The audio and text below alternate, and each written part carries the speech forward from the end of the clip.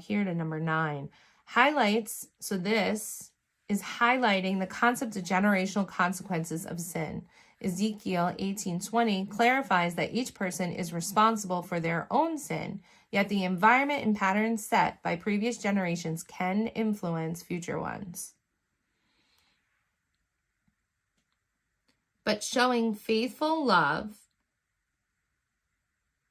to 1,000 generations of those who love me and keep my commands. Love, the Hebrew word is hesed, which encompasses mercy, kindness, and loyalty. And to me, this was very much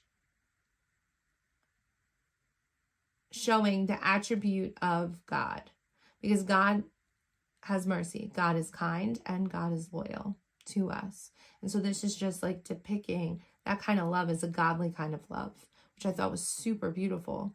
To 1,000 generations. So this 1,000 generations here is showing how vast and eternal of God's faithful, immeasurable duration. So it's indicating that God's covenantal love extends far beyond human limitations. Deuteronomy 7:9 reinforces the idea that God's promises and blessings are enduring. It contrasts with the consequences of disobedience mentioned earlier in the passage, stresses the greater extent of God's mercy over his judgment. So we're going to dig into 1,000 generations.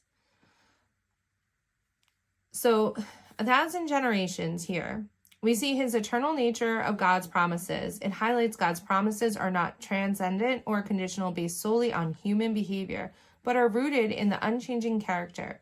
It reflects the eternal nature of God, whose purposes span for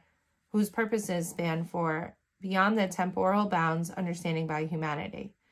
It's also contrasted with human time and perception.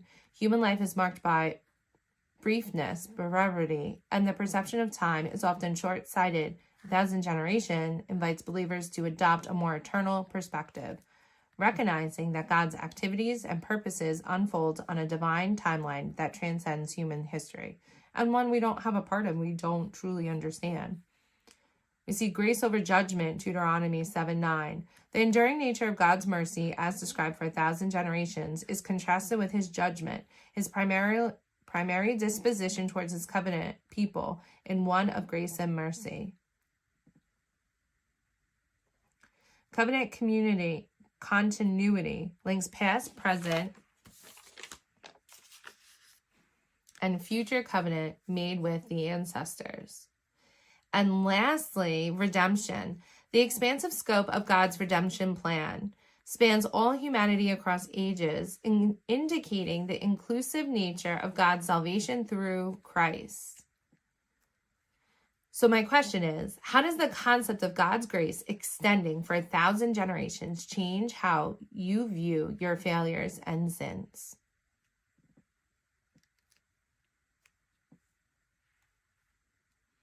Do not misuse the name of the Lord your God. This commandment emphasizes the sanctity of God's name, reflecting his character and authority.